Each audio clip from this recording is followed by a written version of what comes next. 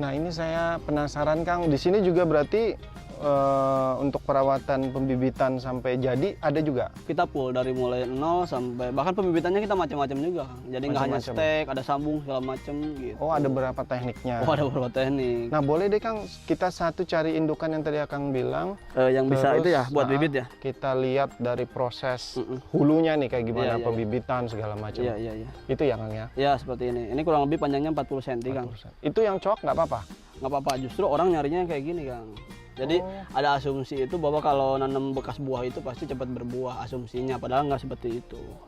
Oh itu cowok tuh karena panen buah ya? Betul. Nah, seperti ini aja Kang kita jualnya. Oke, berarti ini dibawa ke tempat pembibitan. Kadang nggak juga, baru kita potong seperti ini langsung kita kirim.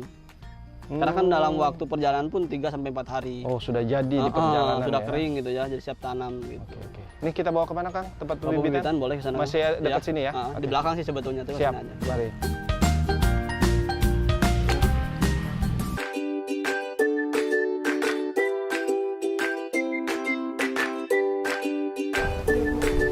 Oke, ini tempat pembibitan ya Kang ya? Ya Kang, ini tempat perbanyakan tanaman kita di sini, di greenhouse ini Kang. Oke, ini setelah dipotong dari pohonnya tadi? Jadi tadi dipotong dulu. Ini yang khusus buat di sini. Mas siapa Mas namanya Mas? Saya Mas Adit. Adit. Oke, nah Mas Adit setelah ini kita tadi bawa dari lahan ya Kang ya? Diapain Mas Adit?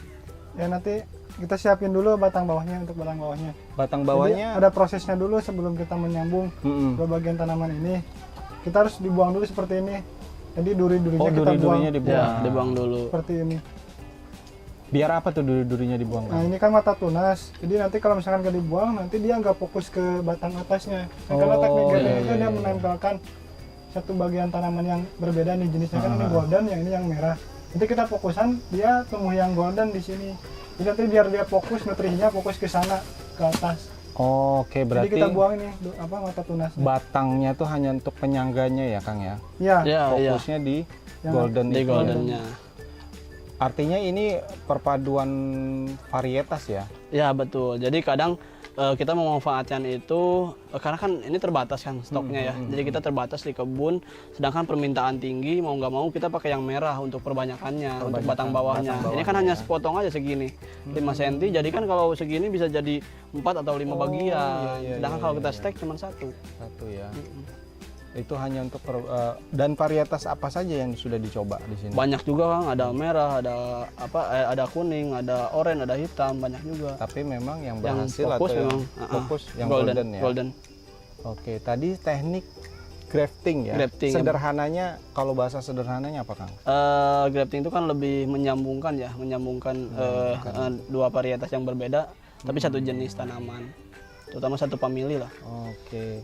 Mas Adit sendiri melihat prospek usaha Buah Naga Golden ini kayak gimana? Ya saya sendiri melihatnya bagus sih, soalnya kan untuk prospeknya sendiri untuk Buah Naga Golden masih belum familiar ya. Soalnya ini kan produk baru juga. Produk baru. Makanya pasarnya juga sangat menjanjikan gitu. Nah, saya juga awalnya kenapa sih saya tertarik ke sini, emang karena ini kan masih baru gitu kan, varietas baru atau komoditi baru, jadi saya tertarik untuk mempelajari si Golden ICC ini. Oke.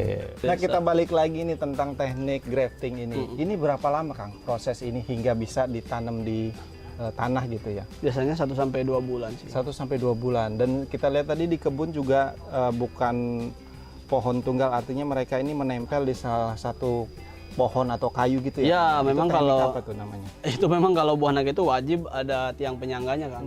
Karena dia kan kalau di kayak iklimnya kering gitu nggak pakai tiang pun nggak masalah. Tapi kalau di kita iklim basah, daerah tropis, kalau kita tempel di tanah ya busuk semua, nggak jadi. Busuk ya. Terus yang kedua memang tanaman buah naga tanaman gravitasi, dia setelah naik ke atas dia mau ke bawah lagi. Gitu.